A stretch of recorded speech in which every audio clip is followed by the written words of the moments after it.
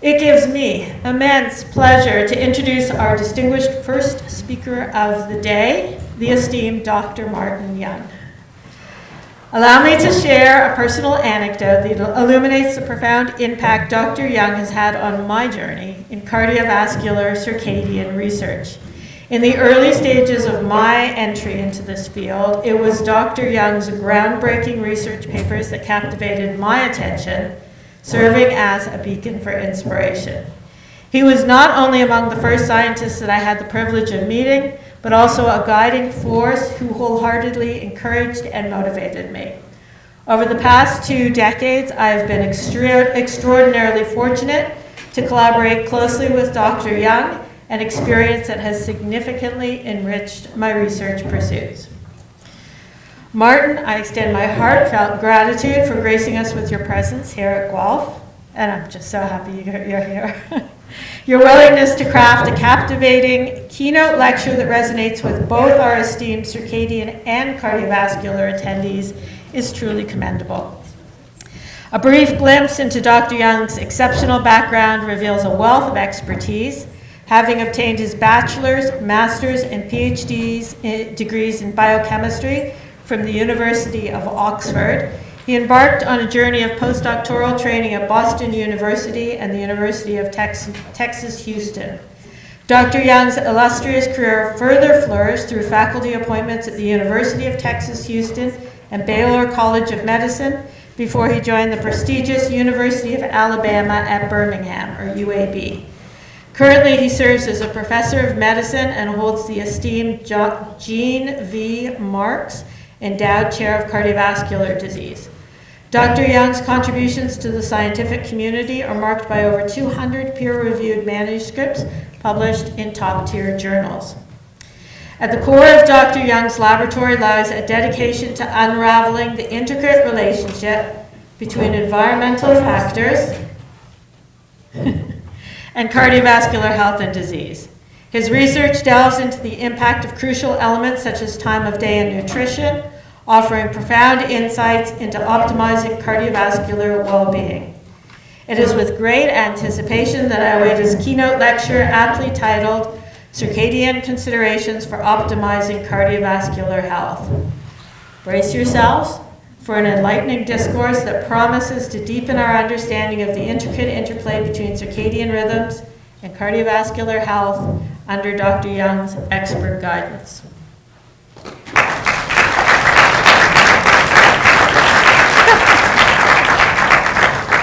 Okay, and these are for you, so just at some point you can open them. Thank you very much. Throw them over there. I'll put them right there for now. Thank you so much. So this microphone here goes up there to the video, and this one you can attach to yourself how you want. Great. All right. And thank you so much. Wow, what an introduction. I didn't recognize myself there. Thank you. I'm a little embarrassed now. The truth is I've been following Tammy's career very carefully, and I'm extremely impressed with the quality of science that Tammy's producing. And I'm really so pleased to be here today and really honored to be here. So thank you so much, Tammy, as well as the other organizers as well, for being one of the keynotes here at this outstanding joint meeting. I'm very excited to be here because, as Tammy kind of alluded to, this is where I live, right here at this junction. I don't know if there's a pointer, but if not, I'll just use this right here. I kind of sit at this junction between the two groups, cardiovascular and chronobiology, which means I'm an expert in neither of them. Instead, I'm kind of just right in the middle. And I think that's where Tammy and I both meet, is on this bridge. And that's what I'm hoping to do today, is trying to bring these two groups together with an overview of where we stand from a vantage point on this bridge. And hopefully you'll come and join us afterwards. All right, so with that, I'm going to go ahead and provide you with a little overview of what I'm going to do, what I'm going to talk about. It's going to be a quick journey. So my goal here is just really to provide you with some kind of overview. First of all, I want to get you excited about this bridge. I want to get you excited about studying circadian biology in terms of the cardiovascular system. Because you're all scientists, I have to talk a little bit about mechanisms, but really you're going to hear that throughout the next 2 days, so I'm not really going to dive into that very much today. Then I'm going to talk a little bit about what happens when things go wrong. So what are some of the pathologic consequences if you lose this circadian control of the cardiovascular system? And finally, what is the therapeutic potential? Because ultimately, that's why we're scientists, that's why we're studying this. All right, so I'm going to jump in right here and with a little bit of background to see if I can get you guys hooked on this. All right, so this is something that many of the chronobiologists in the room know, so I'm sorry if this is too simplistic for you. But this is just to remind you that there are marked time of day variations in virtually every aspect of physiology. Whether you're interested in metabolism or hormones or cognitive function, or in today's topic, cardiovascular function, all of these parameters are going to fluctuate over the course of the day. Here's some examples for cardiovascular function. These are data taken from healthy human volunteers. You can see in a healthy individual, blood pressure is going to, I don't know the pointer, you can't see the pointer, okay, so the blood pressure and heart rate are going to drop when people sleep, when you're a healthy individual, and then upon awakening you're going to get that steep rise in both blood pressure and also heart rate. Now unfortunately, thank you so much. The top one, super. Unfortunately, associated with that steep rise in blood pressure and heart rate in the early hours of the morning is also a steep rise in the incidence of adverse cardiovascular events, such as ventricular arrhythmias, sudden cardiac death, and also heart attacks or myocardial infarctions. Unfortunately, for those individuals who have myocardial infarctions in the morning, that's also a time of increased damage to the myocardium, meaning that the heart has lowest tolerance to an infarct at that time, and so you're going to get greatest infarct expansion. So, how do we try and figure out what's going on? What are causing these rhythms in both cardiovascular physiology and also pathophysiology? Well, whether you're a great detective is one of these individuals. Some of them I don't think are quite so great. You take your pick. They're going to really ask two questions when it comes to a crime. They're going to say, at what time did the event occur, and where are the suspects at that time? And that's really exactly the approach that Muller took back in the late 1980s.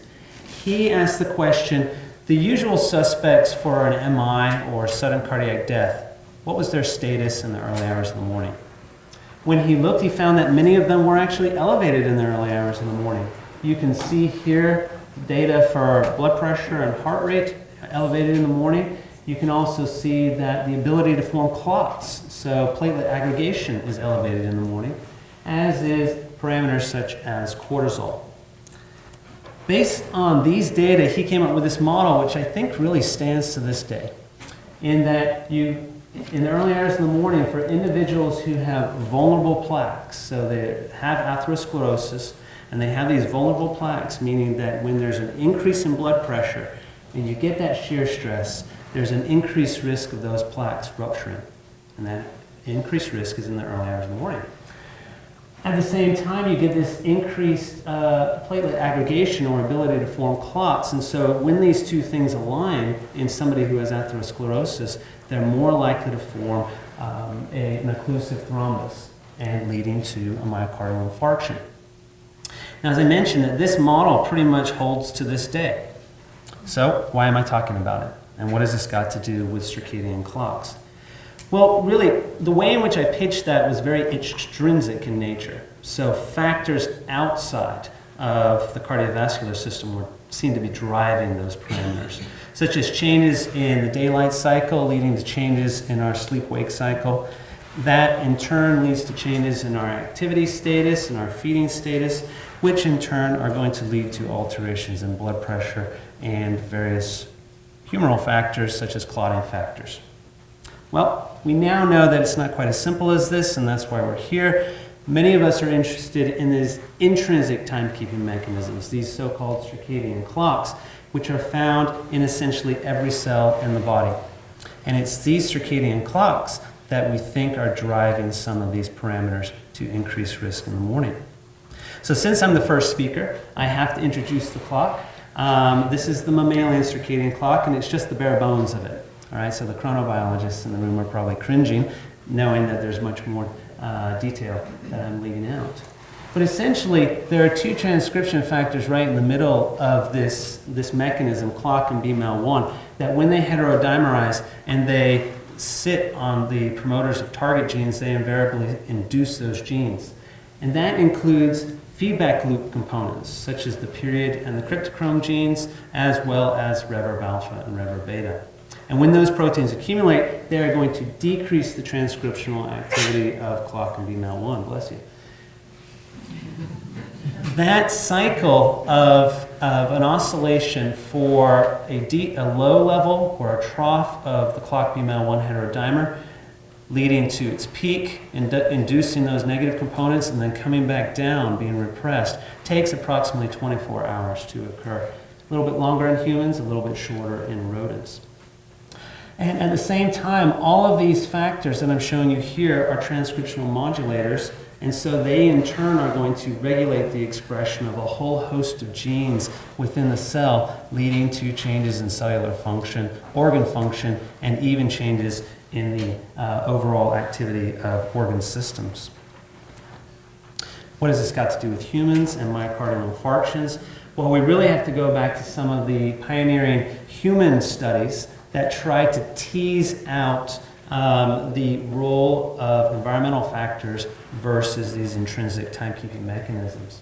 These are two of the pioneering studies I wanted to highlight. Some people in the audience might have their own personal opinion about their favorite pioneering studies. But what these investigators did was they essentially removed or eliminated the external cues. And then they looked to see, is human physiology still exhibiting an oscillation with a periodicity close to 24 hours? And the answer was indeed yes. You can see on the right-hand side of the slide with the studies from Ashkoff, you can see that in the horizontal lines, these sleep-wake cycles still oscillate in somebody who is in constant conditions. Body temperature has a rhythm, and so does urine excretion. If we now fast forward to the 2000s, and this is work from Steve Shea and our next speaker, Frank Shearer. What these two very talented investigators did was they took a similar concept, and I'm sure Frank's going to talk about this, where they tried to remove the contribution of the environment and also behaviors so that they could only look at the contribution of intrinsic timekeeping mechanisms on some of these possible suspects that are increasing the risk of MIs in the early hours of the morning. What they found was when they teased those apart that you still get 24-hour oscillations in things such as cortisol, platelet activation, and also PI1, a clotting factor. And they still peak in the equivalent of the early hours of the morning, even though you eliminate behaviors and also environmental cues. So they must be driven by these endogenous clocks. So then we can move to this previous model of Mueller, and we can try and revise it a little bit. In that we can say in the early hours of the morning, probably that rise in blood pressure in the morning is because we're waking up. And that is going to increase shear stress, and that could increase your risk of essentially opening up one of those vulnerable plaques, rupturing one. But at the same time, the endogenous clocks are increasing your ability to form clots in the early hours of the morning. And since these two things are aligned in somebody who has atherosclerosis, there is now an increased risk of having an MI at that time of the day. Well, when these studies came out, I couldn't help but have a little fun, so I wrote an editorial. This was based on the work of Frank and also Steve, in which I entitled it Pie at Breakfast, Whether You Like It or Not, because in the morning, your PI1 levels are going to increase because of these endogenous clocks. And you might be wondering, well, why evolve this way? Why evolve to increase your risk of having a myocardial infarction in the morning? It doesn't seem to make sense. Well, of course it doesn't make sense. That wasn't a selective pressure. Instead, of course, we don't know why it evolved this way, but we can hypothesize that perhaps it's because in the early hours of the morning, an animal in the wild has to take risks. It has to go out and forage for food. It could get a laceration, it could fall, it could have a fight, it could get bitten. And so it's in the early hours of the morning for a diurnal animal that the animal is most likely to have some kind of cut, and therefore it has to be able to clot very efficiently. All right, so that's where we are in terms of the background. So hopefully I've got you interested in trying to tell you this story a little bit about myocardial infarctions. What about mechanisms of action? And as I said, I'm just going to give you a brief overview on this because we're going to hear a lot more about this over the course of the next 2 days. Now, over the last 20 years, I've tried to use various analogies to talk about why these clocks are important and what they're doing. And some of you in the room might have also used some of these analogies. And maybe I've even heard some of you speak over the years, and I've stolen them, so I apologize for not referencing it. So you might have said, well, the body is a little bit like an engine, and therefore it has all these moving components, and they have to be synchronized. And that if they're out of synchrony, then the engine won't work. That's one analogy. You could think of an assembly line. And if you add components along the assembly line in the wrong order, because it's temporally out of order, then the product will be inactive. It won't work, and therefore things fall apart. My personal favorite, however, is the analogy of an orchestra. If you think about an orchestra, each individual player in the orchestra knows exactly what to do. They're professionals. They can play their instruments very, very well. What they need, however, is a conductor to make sure that all of them are in sync to make beautiful music. If they were to play out of sync because they didn't have a conductor, then it would be an awful racket. It would be very different compared to beautiful classical music. So if we now imagine that there's an orchestra inside the cell, and that the circadian clock is the conductor who is telling the different sections of the cell, whether it be the nucleus or signal transduction, or my personal favorite, the metabolic section of the cell. If it's now telling the cell what time of day to activate its processes, then everything can work in alignment. And we have to remember that this conductor is present in every cell within an organ and within all organs within the body, as shown here. And therefore, we need a way in order to synchronize all of those different clocks within the body.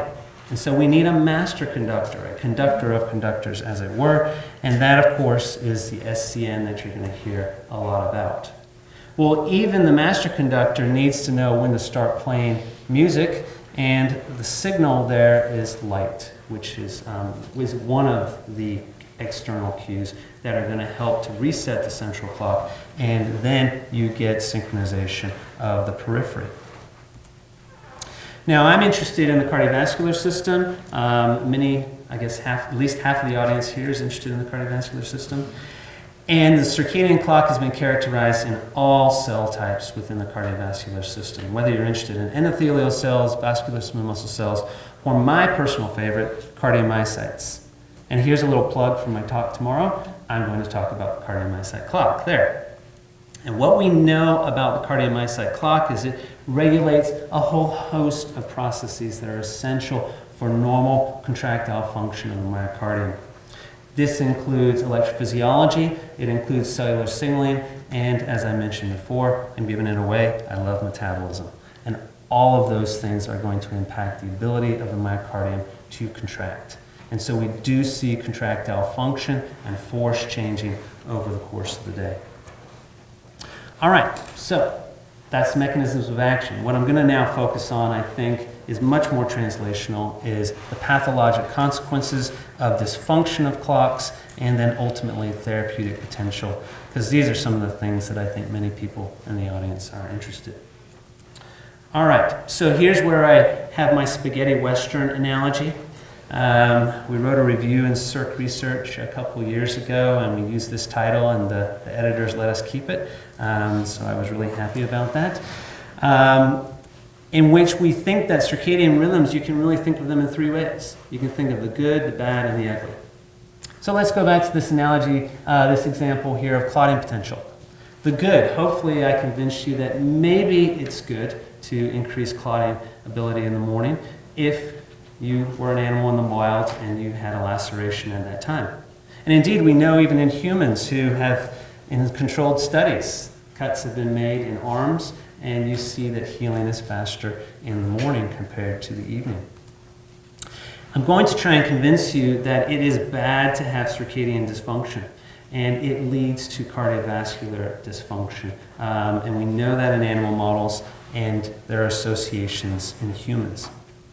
And then this is the ugly part that I don't think everybody likes to acknowledge, and that's the potential contribution of circadian biology towards adverse events. And I've already highlighted this alignment of blood pressure with the endogenous rhythms and clotting can increase your potential for having an MI in the morning when you have this alignment of these two different factors. All right, so I'm just going to get it out there. Disruption of circadian biology is bad. All right, hopefully I want you to know that. Okay, I want to convince you of that. And so here are some studies done for the heart many years ago. This is by Karen Esser's group, actually, not ours, in which they took the germline BML1 knockout mouse and they just studied heart function as the animal aged. And as you can see, as the BML1 knockouts age and they have complete whole body disruption of clocks, they're arrhythmic, you can see they develop heart failure. Okay, seen as ejection fraction shortening. What we did was we developed heart-specific models, and we knocked out the same gene, so we disrupted the clock only in cardiomyocytes, and we see the same age-onset cardiomyopathy. So clearly, you have to have this conductor present in order to maintain normal contractile function in the myocardium. Any evidence in humans that this is the case? Well, I believe that there is. Of course, in humans, it's often associations, so that's why we do animal studies. But we know that there are polymorphisms in various clock components that are associated with disease. We know that if environment or behaviors are altered in humans, that can increase risk of cardiovascular disease development. And we also know that there are various comorbidities for cardiovascular disease that alter circadian clocks that also increase risk of cardiovascular disease. What about genetic associations? Okay, so again, this is just associations, but we know in the literature, and here I'm going to mention cardiometabolics because I know that several people here are interested in that, and cardiometabolic disease leads to increased risk of cardiovascular disease. So for example, polymorphisms in the clock gene increases your risk of obesity and the metabolic syndrome. There are also polymorphisms in circadian clock components that increase risk for myocardial infarctions, for heart attacks. It's also true for non-dipping hypertension. This is something I'm going to come back to in a couple moments' time. Non-dipping hypertension is worse than dipping hypertension. Okay? Non-dipping hypertension meaning your blood pressure doesn't drop while you're sleeping. And then also there's increased risk if you have polymorphisms in BML1 associated with hypertension and type 2 diabetes. Here's some of that data. Just wanted to highlight this. If you have this particular polymorphism in BML1, you have over a 2-fold increased risk of developing hypertension. So these are not trivial things. All right. Purpose of this slide is just to show that if there are changes in the environment and or our behaviors, that this can also be associated with alterations in MI risk. Whether it be social jet lag that happens over the weekend, we change our patterns, we change our sleep-wake cycles, our eating behaviors, and so that Monday morning when we have to get up early to go to work, we have an increased risk of MI. It's not seen in people who don't work because those individuals don't have to get up early on Monday morning, and therefore they don't have that increased risk. Seasonally, we also see rhythms in MI incidence. In the winter months, when there's less natural light stimulus, we have an increased risk of MIs and also stroke. Of course, there are other things happening in the winter as well, so it's probably not just circadian disruption. And then spring forward, something that the chronobiology societies are trying to get rid of because it's detrimental. So with that 1 hour loss that you have on the Sunday when you spring forward is associated with increased MI risk on the following Monday and Tuesday. But of course, when we think about circadian disruption in humans, we often think about night shift work. And night shift work is absolutely associated with a large number of disorders, pathologies and disorders. And that includes both cardiometabolic diseases and also cardiovascular diseases. Here I'm just showing a meta-analysis on the right-hand side of the slide, showing that there's an approximate 25% increased risk of having a myocardial infarction if you're a night shift worker compared to a day shift worker. And in fact, to be honest, the clock can become dysfunctional for a large number of reasons, whether it's light exposure at the wrong time of the day, or alterations in our dietary patterns, whether it be quantity, quality, or timing, alterations in sleep or physical activity, neurohumoral factors, aging, and also, as I mentioned, various other pathologies are associated with perturbations in the clock, whether it be phase shifts, attenuations, so on and so forth. Diet is a really hot topic right now with time of day restricted feeding. We're going to hear a lot about this in other talks, including from Sachin Panda. I just wanted to provide just a brief introduction to this and to remind you that there are quite dramatic metabolic rhythms over the course of the day seen at the individual cell level, tissue level, and also at the whole organism level, including in humans.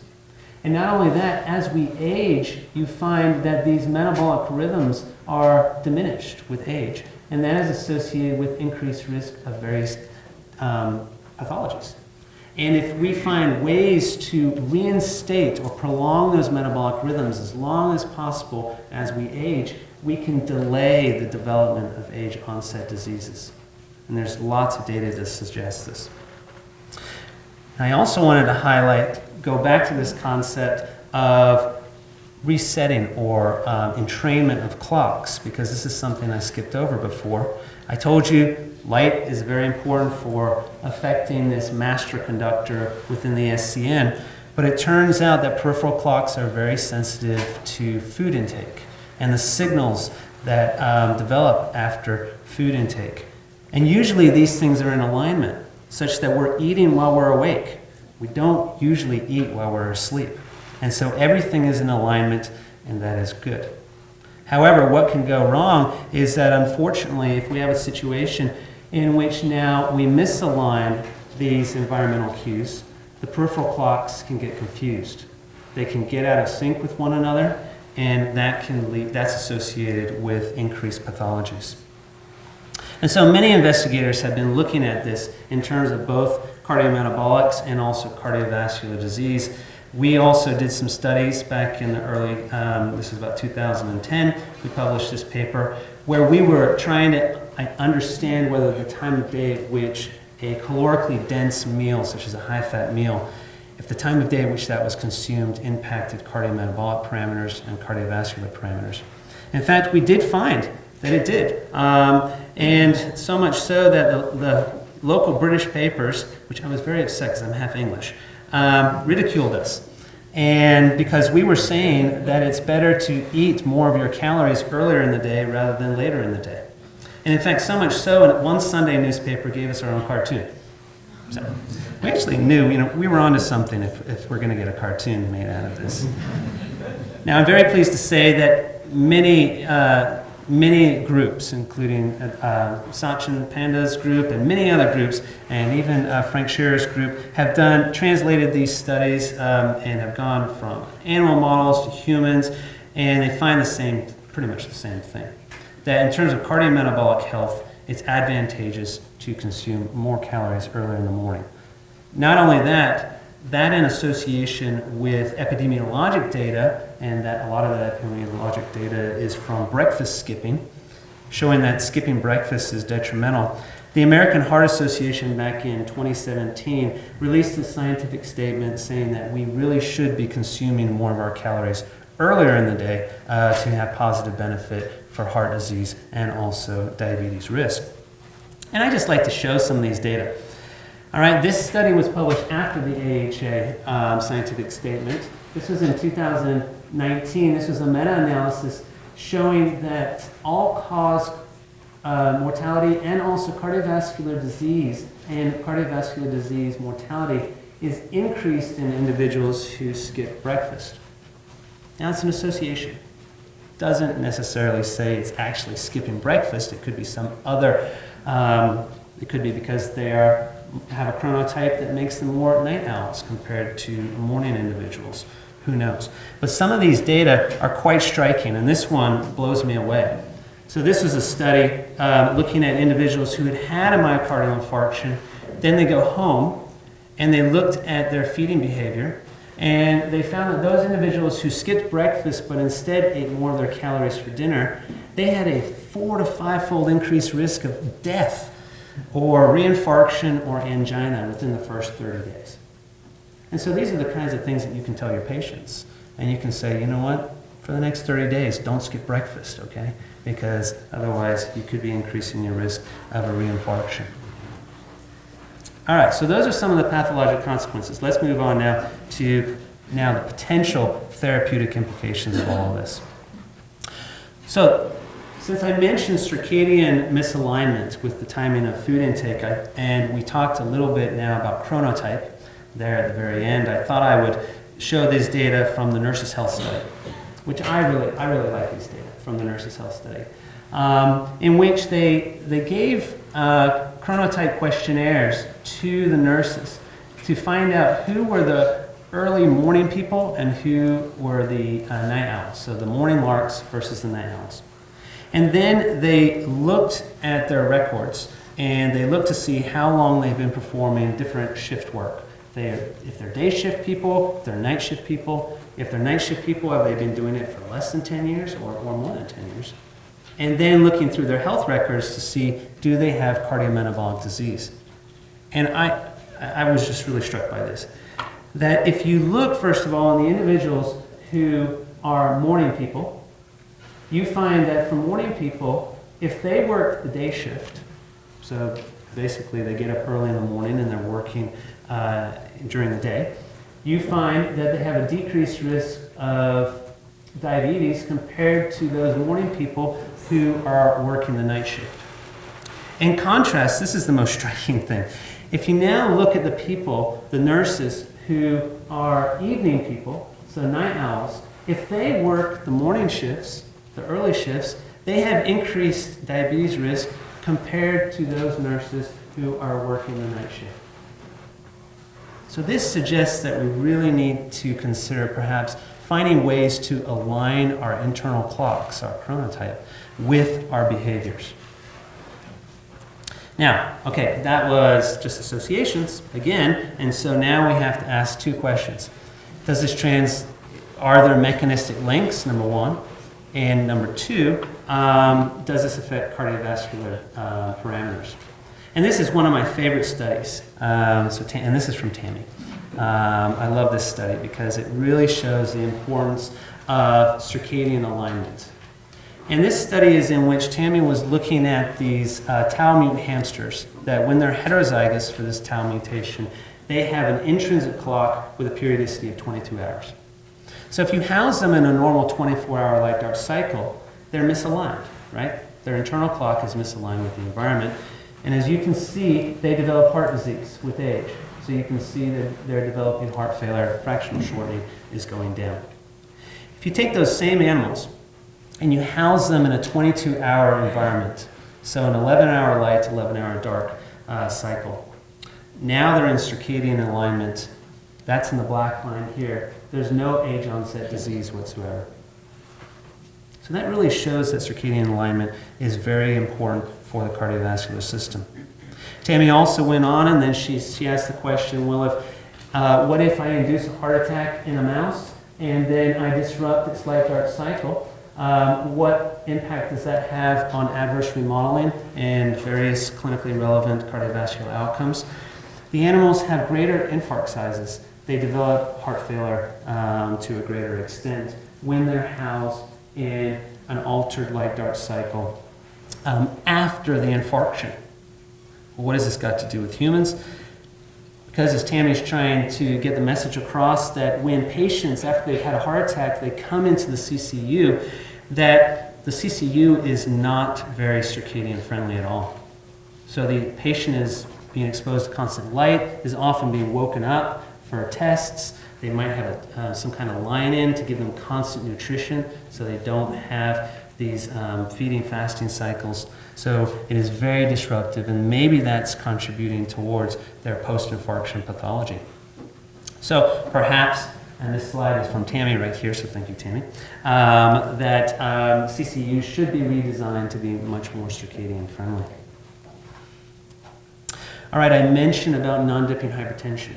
So non-dipping hypertension is when you have elevated blood pressure, so you're hypertensive, but when you sleep, your blood pressure does not dip. There are some individuals, and a lot of individuals, who have hypertension, elevated blood pressure, but their blood pressure still dips when they sleep. If you're a non-dipping hypertensive, the impact on the heart is worse.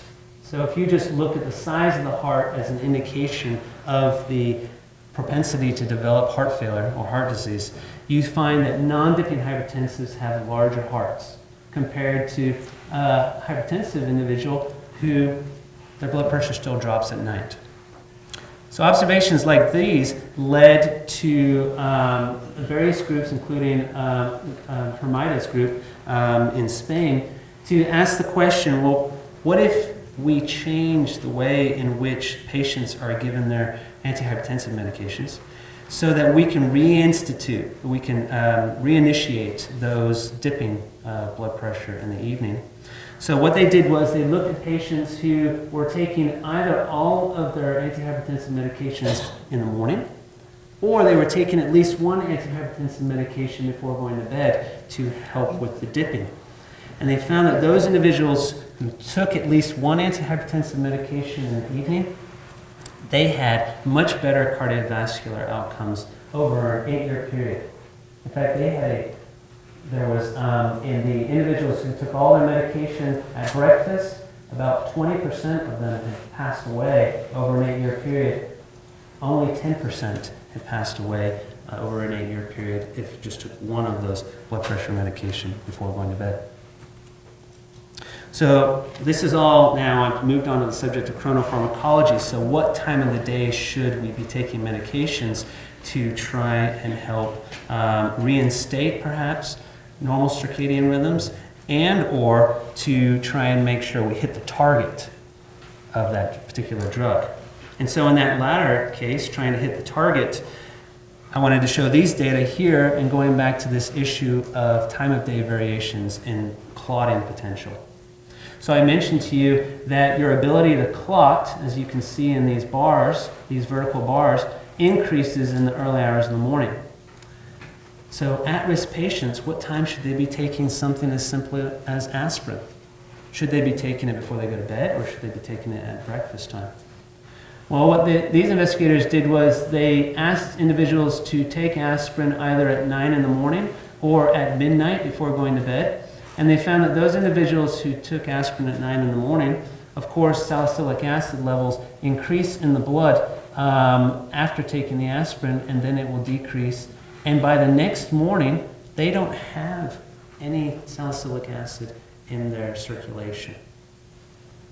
In contrast, those patients who were taking aspirin before going to bed, you find that then the next morning, when you have increased risk of developing a clot, they still have the aspirin present.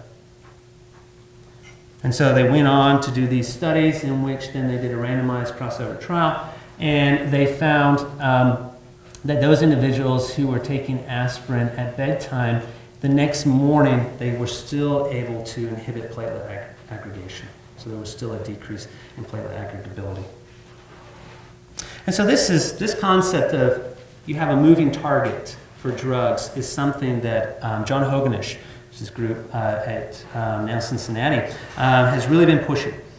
And this was a beautiful study published in PNAS back in 2014, in which he essentially concluded that the majority of the top-selling drugs that are out there on the market right now have moving targets. So it means that the target for that drug has a circadian oscillation.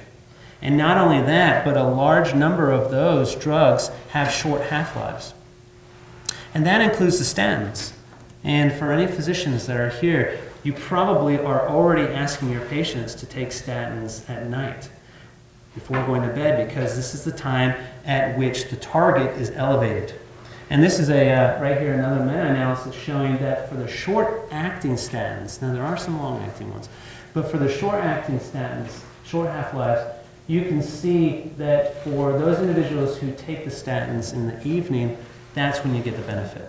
That's when you get the lowering of cholesterol and LDL cholesterol. All right, so I'm approaching the end now because this is kind of the holy grail towards the end. Can we really target the circadian clock? So if the circadian clock is driving these oscillations in disease, if disruption of the clock leads to disease, and if the circadian clock is impacting maybe the tolerance or outcomes in a disease state, can we target the clock in some way to perhaps maybe bring it to a cardioprotective time, for example? Let's say if you knew an event was going to occur, somebody is going in for cardiac surgery, and you therefore, that's an elective process. You go in for cardiac surgery, you're going to have an ischemic event. Could you give a drug beforehand to lock the clock in a cardioprotective time? Well, so far, in terms of targeting the circadian clock, I would say by far the majority of the studies have focused on the reverbs, reverb alpha and reverb beta, in which there are various agonists out there, including SR9009. Question, whether it's perfect or not is up for debate, but it shows benefit.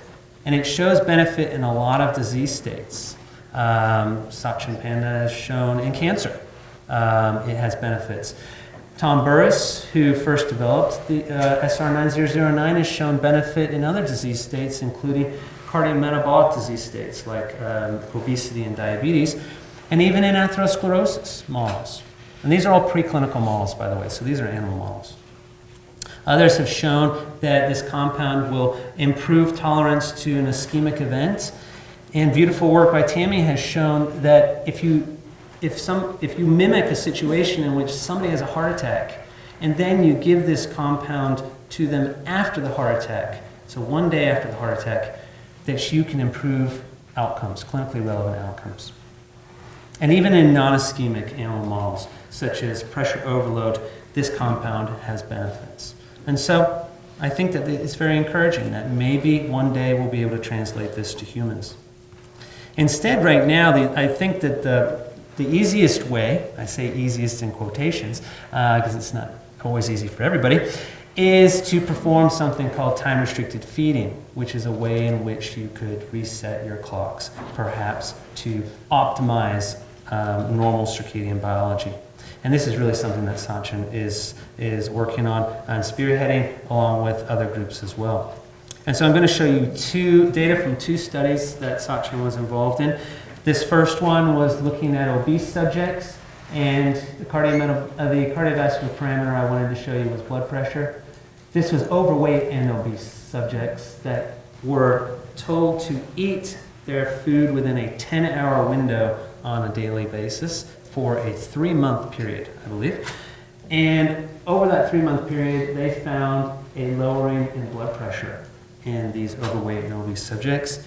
And then when he does something very similar, oops, this got turned around somehow. That's a Mac PC formatting issue, I apologize.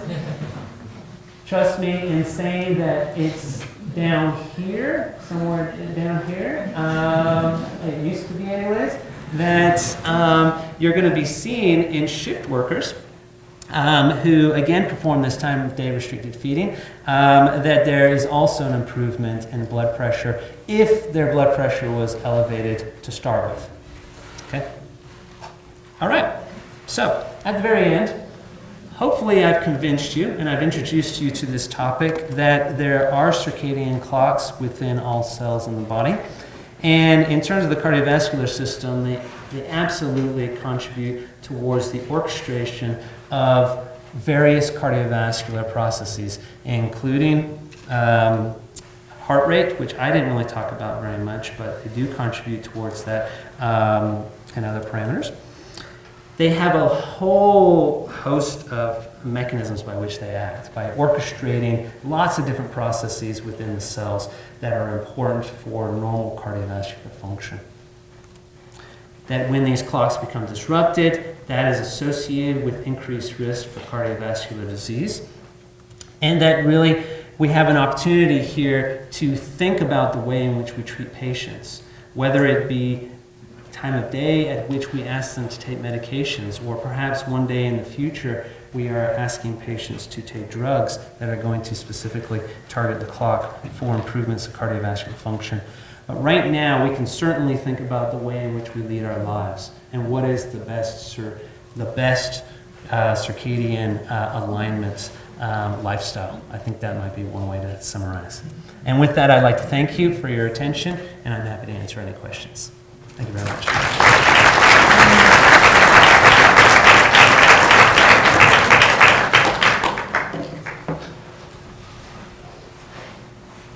Yes, Sachin. Martin, wonderful presentation. One point about breakfast. Yes. Breakfast is not the first meal after waking up. It's breaking the fast. Correct. Correct. So, in many of those old papers, people actually did not collect multiple days of it. So it's very unclear whether they were skipping breakfast for only a few days in a week, which could distort circadian rhythm much more than whether they were delaying breakfast consistently every single day. You're absolutely right. So yes, so breakfast skipping is kind of a misnomer there because, of course, the very first meal you have, you are breaking your fast. So if you are somebody, let's say your chronotype is you're a night owl, and when you wake up in the morning, you really don't feel like, you're just getting up to go to work, right? And you're barely functional, and you don't feel like eating, you actually feel nauseous sometimes, I've heard people saying. I'm a morning person, so I have breakfast every day. I do early. I break my fast early. But the very first meal that somebody has, they're breaking their fast, whether it's at noon or whether it's at 7 in the morning, or for me, it's at 6 in the morning, because I get it pretty early. So you're absolutely right. And then so for people who are classified as breakfast skippers, then there could be days in which they do eat something. Let's say, you know what, they have a really long day coming up, and maybe they had an early morning business meeting, and they had a donut when they finally got to their location, or they put sugar in their caffeinated drink. But other days, then they're just waiting until noon because maybe they were able to relax a little bit more, especially on weekends, certainly. So you're absolutely right that they're probably they don't have a normal pattern for their food intake compared to somebody who every day regimented, guilty here, gets up and has an early breakfast. Yeah, good point. Thank you. Yes? I'll just preface first by saying I'm a plant biochemist. Okay. I've studied photosynthesis for over 35 years. So I was fascinated by your discussion of the influence of feeding on the master regulator, which, by the way, plants don't have an SCN, you probably know. Okay. But I was just how sensitive would you say the master regulator, the circadian clock, is to feeding?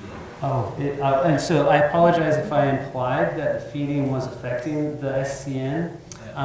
It's more that, so the SCN absolutely receives light cues, and that is important for resetting. Then the SCN sends out signals to synchronize the peripheral clocks. The food intake is really having effects more directly on the peripheral clocks, independent of the SCN. So there were some very nice studies in the early 2000s by, I think, first author, this is from Schiebler's lab, Damiola, I think is the first author, who was one of the first people to do this. And they simply took animals and they took food away during the normal eating period. For a rodent, that's when the lights are off. And they forced them to eat when they're supposed to be sleeping, that's when the lights are on, and found that the SCN didn't budge. So the SCN clock did not change its timing in response to the food signals. However, the peripheral clocks were phase shifting. in response to the food signals. Now, the issue here is that the peripheral clocks can become confused a little bit because they're still receiving the signals from the SCN in response to the light, but now they're receiving these food signals at the wrong time of the day, and we still don't really know if it's just one food signal or multiple. There are lots of hypotheses out there. Might even be some talks on this, but we don't really fully understand how it works because there's probably more than one, because some tissues are extremely responsive to the food entrainment. So like the liver. The liver, when you do these kinds of studies, will re-entrain 12 hours, sets to the food, ignores the SCN, ignores the light dark cycle. However, other tissues like the heart and skeletal muscle, it's clear that they're receiving signals from both SCN, light basically, and also from the food, and they get confused. And they meet kind of in the middle, so they only phase shift by about 6 hours. And because they're being pulled in two directions, SCN saying you want to be over here, food says you want to be over here, the amplitude of the oscillations drop because they're getting these mixed signals. Interesting. I'll just add that plants do something similar, but I might add that in plants, there's evidence mounting that photosynthesis might be thought of as a master coordinator. Oh, cool. I'd love to talk to you about I'd that. actually present something about that this afternoon. Oh, wonderful. Oh, I look forward to your talk. Thank you. Thank you very much. Yes? Quick question. With regard to the idea of phasing, also being correlated with the incidence of having an infarction. So meaning when you talk about disruption, Yes. but also you make reference to Tammy's interesting paper with the tau mutant hamster. Yes. And I was asking if that tau mutant hamster causes a differential in terms of the heart health. Would you also expect that advanced sleep phase syndrome subjects, which are extremely advanced, which are the human correlate of the tau mutant hamster? Yeah. Maybe, I don't know, maybe it was worth to look at. Yeah, no, it's- to look into these. It's a great question, and so and I've had this question before, and I don't have a definitive answer for you because when I've been asked in the past, I've tried my best to look to see if anyone has looked at infarctions, the cardiovascular risk for MIs in people that have advanced sleep syndrome, and I can't find anything, and we haven't studied it ourselves. So I completely agree with you that it's likely that these individuals have a difference in their MI risk. I don't know. I just don't want to say because I don't know. How do you see That would be-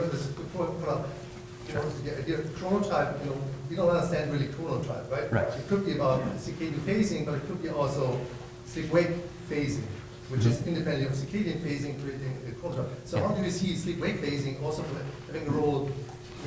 Okay, this is really important. No. This is a great discussion, and I think that these are things that we still need to tease out. I don't think we fully know at this stage. No, it's a really good point. Thank you. Oh. Do we have time for one